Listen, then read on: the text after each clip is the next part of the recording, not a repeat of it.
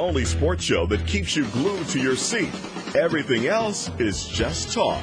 Now, here's your host, Richard Miller. Oh, it's another wonderful day to be alive in the city of Jacksonville, Florida. Welcome on in right here. It is Miller on Sports on 1600 The Beach. You can always listen online at 1600thebeach.com.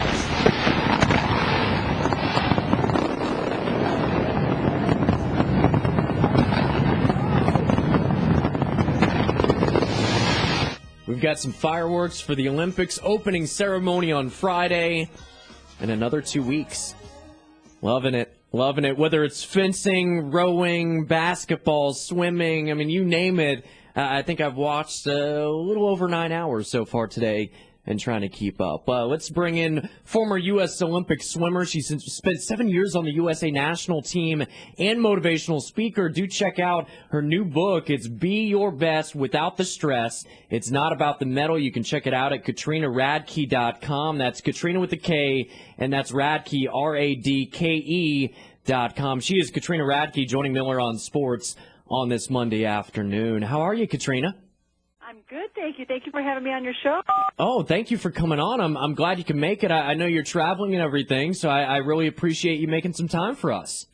No problem. Now, do you have a rooting interest in Michael Phelps or Ryan Lochte?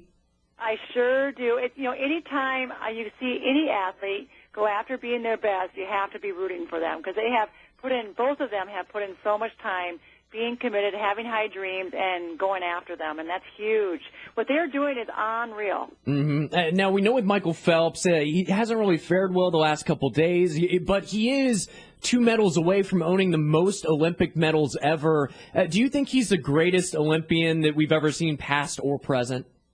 Yes, well, what he did, and people, for him to be able to win, he swam at age 15, got 5th place. Next Olympics, at age 19, he got 8 medals. And then the last time was 2008, and he won 8 gold medals. I mean, that is just, people are hoping to get 1 gold medal. And I do believe the gods were working with him on a couple of those gold medals in 2008.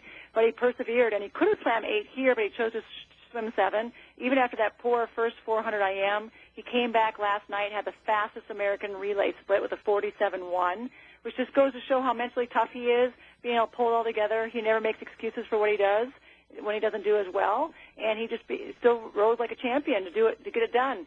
And unfortunately, at the very end, obviously Ryan Lochte did his best, but he just couldn't quite. He's not really a 100 freestyler, so I'm not really sure what happened there in terms of how they picked him versus some of the other guys like Jason Lezak and Matt Grievers. But I do know he's obviously a go-getter, and they probably thought he could get it done, and that French guy was just too fast. Mm-hmm. That's somehow usually the way it works. Katrina Radke joining us on this Monday afternoon. You can listen online. Check us out at 1600thebeach.com. You can find more about her. Check out her book, Be Your Best Without the Stress. It's not about the medal at KatrinaRadke.com. Also on Twitter at Katrina_Radke. Now, can you describe this for us, Katrina, the level of dedication and training mentally and physically that it takes to be an Olympian?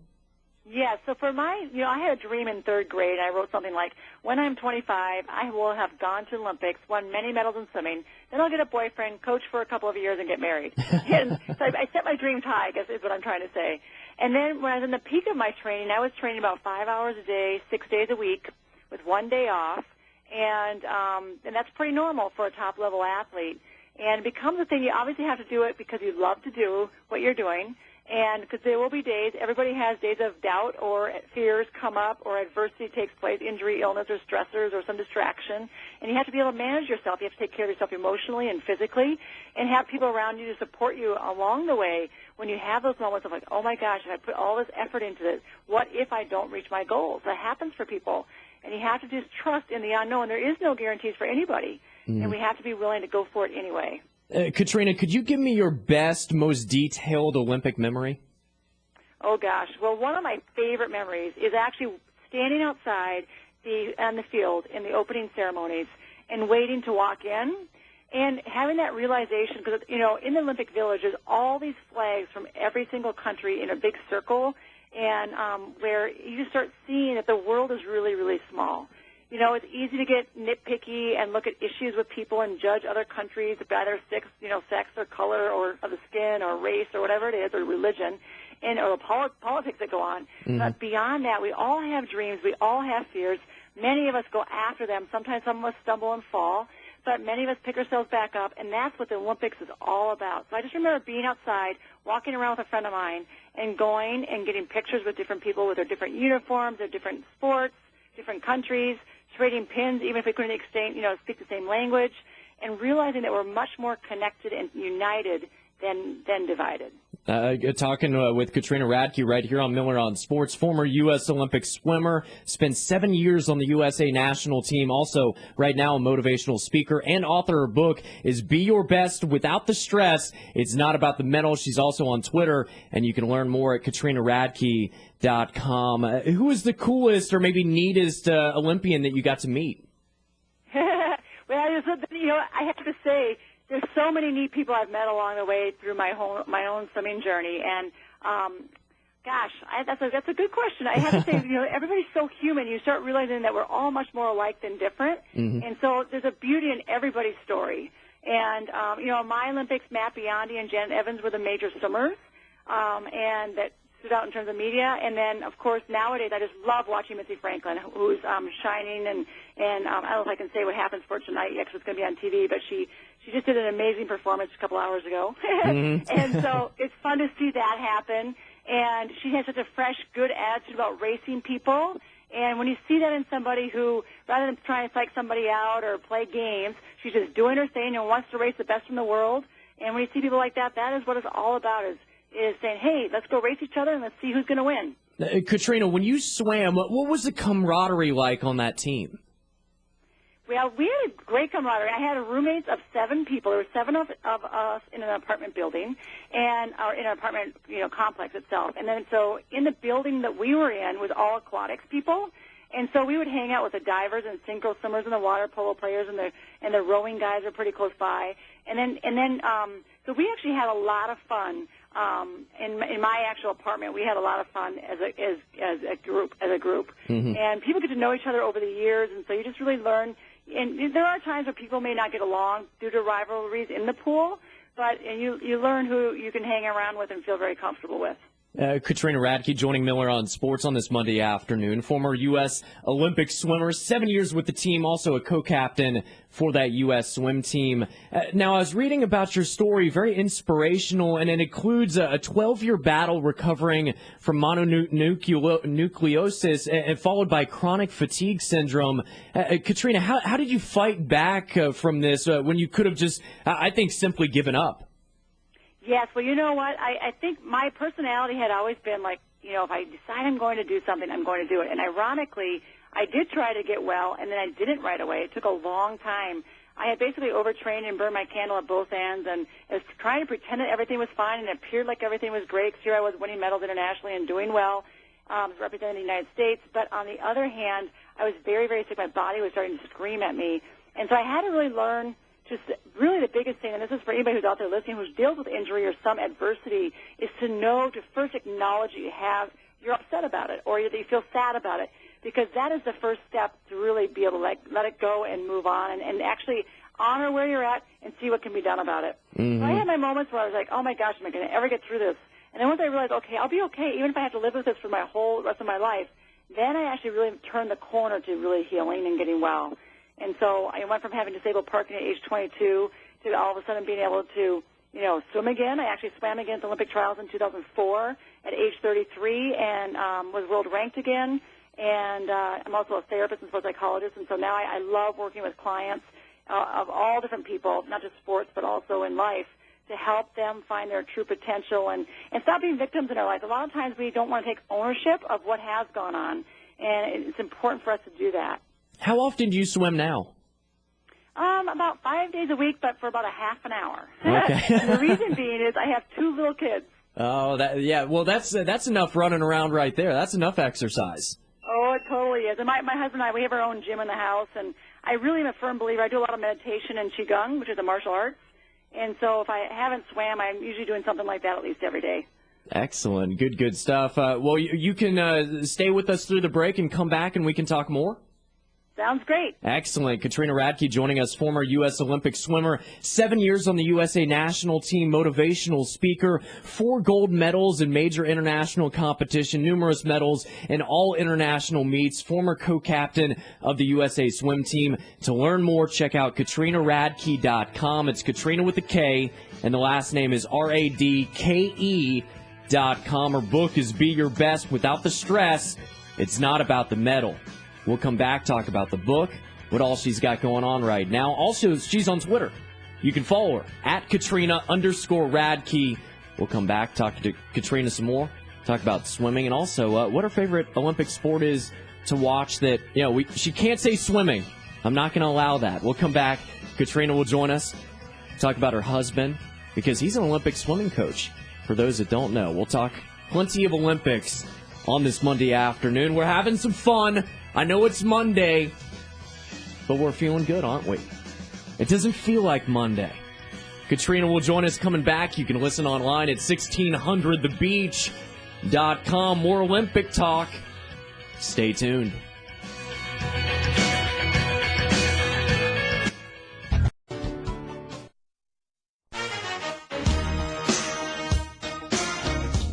Now, back to Miller on Sports, the show that puts pro in sports. Everything else is just talk. Brought to you by the law offices of Ron Scholes. You can always find me on Twitter and Facebook. Miller on Sports, very easy. Miller on Sports also.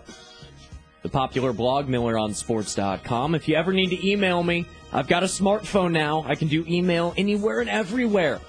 MillerOnSports@gmail.com. We bring back in Katrina Radke, former U.S. Olympic swimmer. She was a former co-captain of the USA swim team. To learn more about her and her book, KatrinaRadke.com. It's Be Your Best Without the Stress. It's not about the medal. Now, Katrina, you can't pick swimming. Can you give me your favorite Olympic sport? Well, I'd have to say gymnastics is one of my favorite, as well as figure skating. I love watching people do flips in the air. And I think if I were to have another career in a different sport, I'd love to do like circus-type stuff. And so that's fun for me to watch. Okay. Well, now you have to give me your favorite gymnast of all time and your favorite ice skater of all time. Well, Peggy Fleming's my favorite ice skater. She has been a role model beyond the ice. And Shawn Johnson, who's just full of, bubbly, good energy. And she's also from the Midwest here. Oh. Well, that was the thing. I think I saw where it was 952. Is that Minnesota? I'm in Minnesota. We're surrounded by the lakes. I just love it out here. It's a beautiful place. Sometimes I miss it in the winter, though. I miss the sunshine in the winter sometimes. But we do love being out there sledding and snowmobiling and skiing and all that good stuff. And you're in Florida, so we come down there and visit you guys, too. Well, we have plenty of sunshine and humidity and also mosquitoes to share. So if you ever need any of those. Yes, I hear you. Now, let me ask you. I know you have your book out now. It came out in June. Be Your Best Without the Stress. And I think every American deals with some form of stress in their lives. Can I get a basic tip or two how I can control my stress levels? Well, the first thing that most people don't realize is that a lot of times when we're stressed, we don't even realize it. And we're not paying attention to our own self at that moment. We're caught up in what's going on around us. We're trying to figure something out. And so just taking a step back and literally doing something that's so basic and simple and just breathe and breathe in through our nose and then exhale and actually drop our jaw open as we exhale and open our mouth and let the belly rise and fall, which seems so basic, but being back to that basic primal energy that we have inside of us and letting go, just letting ourselves breathe, because oftentimes we hold our breath when we're holding on usually when we're stressed. We're holding on to something. And so just learning to be able to let go a little bit from that can really just start to take us, get the first step going. What do you think a lot of people hold on to? Is it work? Oh, gosh, I think it's everything, don't you? Yeah. I think, sometimes it could be a relationship issue. It could be, am I doing the right thing in my life? Am I happy? I think that's a big one. Or, many of us will carry around, I talk about this in my book, too, in the Taking Care of Yourself section, is we tend to carry a lot of armor. We're trying to look good and be, be right and do good things. And God forbid we tell anybody that we're having a hard day or feeling sad. And, so much of our society is caught up in making us have to be so perfect. So we're all striving for perfection in these different ways, or we're acting out from it, which makes us feel we're getting attention in weird ways. And so having to take a step back and go, hey, you know what? I'm feeling depressed today. I'm going to throw myself a depression party. I'm going to dress up in black, have a black cake, and do the whole deal, do it up. And ironically, you start having fun, you start feeling good. And so I think it's the first step is actually starting to do something in your day, even if it's just 5 minutes, where you actually are doing something you really love to do. Even if it means you have to go to work somewhere for 16 hours, knowing that you have something that you really, really enjoy to do, and then finding enjoyment in other things that you may have not really found before. Yeah, that's a good point. I think I need to do all of that quite a bit more frequently. Katrina, your husband has been an Olympic swimming coach. If you don't mind my asking, how did y'all meet? Yes, well, the swimming world is small, and he was coaching at Stanford for a long time, and we actually had different lives going on at that time when we actually first met, which was probably around, late 90s, 1990s. And, I had gone to Cal Berkeley, which is kind of ironic because Cal and Stanford are big rivals. But I was long done swimming, from long ago. But at that point, I had met him. Stanford was a client of mine, and I met him on the pool deck at Masters Swimming. He was actually running a Masters swimming practice. And we ended up always talking about spiritual stuff and human growth potential type, conversations. And very rarely did we talk about swimming. And then like several years passed and we reconnected and, he actually coached me again for 2004, which was fun. We didn't even know if I could swim again, having had been so sick for 12 years. And just being able to get back in the sport was really fun. He was no longer at Stanford. He had chosen to leave there. And we were in this position where we were just having so much fun together. And the next thing you knew, time goes by, and now we're married and have kids and, enjoying life in Minnesota. He's actually originally from Ontario, so being in the Midwest for both of us has been nice. Yeah. Is there a lot of don't you knows? Is that what it is? Yeah. Well, people say I actually went to high school in Philadelphia area, and I also lived in Australia when I was young for a year. And my dad was on sabbatical, and it's funny how much I picked up the accent, So like in Australia, I came back. I actually have like an audio tape cassette, which is so, obsolete at this point, but of me talking, you would never even know which one's me. And then I went on the East Coast, picked up a little bit of East Coast accent. When we moved back from California, I got a little bit more back as a Midwestern one. Katrina, I'm wondering, a conversation with Katrina Radke, former U.S. Olympic swimmer, right here on Miller on Sports in 1600 The Beach. Is it kind of a house divided when, say, football or basketball season comes about? I mean, do y'all pick Cal or Stanford? Which one is it? Well, you know what? He and I have a bigger understanding of it. I mean, it's fun to be able to see who wins. But he and I honestly are more interested in like watching the strategies and how people are handling the pressure and what takes place. So, in his day when he was at Stanford, they did very well. He won 6 NCAA titles. Wow. And Terry McKeever, my coach at Cal, she's now won I think 4 in the last few years. And so it's just been it's fun for us to see people thriving more than anything. And so whether it's Cal or Stanford, it's fun to just see people, reach their full potential, whatever it is. Katrina Radke right here on Miller on Sports. Her book is Be Your Best Without the Stress. It's not about the medal. And she's also on Twitter at Katrina Radke. That's Katrina with a K _Radke. It's RADKE. Now, Katrina, what do you think the best Olympic swimming event is to watch? For this Olympics? Yeah. Oh, gosh, there's so many of them. The 4x100 freestyle relay was a fun one to watch last night. And the 4x100 medley relays, which will be on the last day, they'll be on Sunday, will be extremely fun, the men and the women. Relays, there's 4 people, obviously, so the change-off affects what goes on, and each relay might have their own strategies that take place. And so being able to see what the coaches decide and how they might want to try and fool another team is always very interesting. Katrina, have you seen noticeable changes in swimming since you kind of left full-time competition?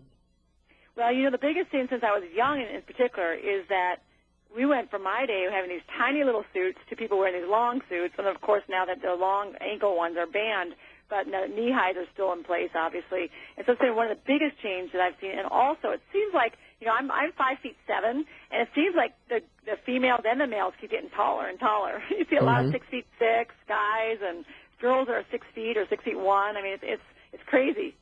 Yeah, that's very interesting. Katrina Radke joining us right here on Miller on Sports. To listen online at 1600thebeach.com. Where's the coolest place that you've been able to visit throughout your swimming career? Oh, gosh. My first trip for swimming was actually to Tokyo, Japan, and I'll never forget how clean the city was. And it was just one thing that just really stood out for me. Very polite, proper, good people, and just how clean everything was. And one of my favorite places is also Perth, Australia. I mean, just beautiful beaches. The Australians always just put on a great show, and they're just such warm, friendly people. And I've traveled out in Europe, and obviously my Olympics were in South Korea. I remember getting off the bus at the, from the airport. We got on this bus, and down the highways even, there was all these Olympic flags, and that was really cool. Very interesting. Now, I always wonder this about international competition. Of course, diet is a big part of sports and, being your best. How do you control your diet when, say, you're in Europe or Asia? Is that difficult? Well, you have to manage and be mindful of how you're taking care of yourself. And I really, in my book, I share a little bit about nutrition physically too. I have the 80-20 rule, which is 80% of the time be really mindful of eating really, stringently and mindful of how you need. Your body is the food is actually fuel for your body, and so it's really important to get something in your body within 10-15 minutes after you work out, so it can actually let the body heal, the muscles recover and build. And so you're very mindful of all that stuff. So, for example, when I swam in the Olympics, I made sure I didn't eat any sugar or processed foods for about a few months before. In fact, to the point where I remember going to a dessert bar after I swam and thinking, I want one of those, every single one. And, of course, my stomach would never allow me to do that. I would have felt sick. Mm-hmm. Very interesting. Good stuff. Katrina Radke joining us on this Monday afternoon. Former U.S. Olympic swimmer, 7 years on the national team. Current motivational speaker and also author. Check out her book. It's on Amazon and also at KatrinaRadke.com. It's Be Your Best Without the Stress. It's not about the medal. Katrina, it was a pleasure. Had a lot of fun. Enjoy the Olympics, and thanks again, and hopefully we can talk again real soon. That sounds good, Richard. You have a good day. Enjoy the Olympics, too. All right. Thank you so much. Katrina Radke right here on Miller on Sports in 1600, The Beach. Thanks again to Richard Collier for joining us. John Vitas, always opinionated with the Racing Report, and Katrina Radke, former United States of America Olympian. Good stuff. We'll be back tomorrow. Always brought to you by the law offices of Ron Scholes. You can find me on Twitter and Facebook. We'll be back, though, for another edition of Miller on Sports.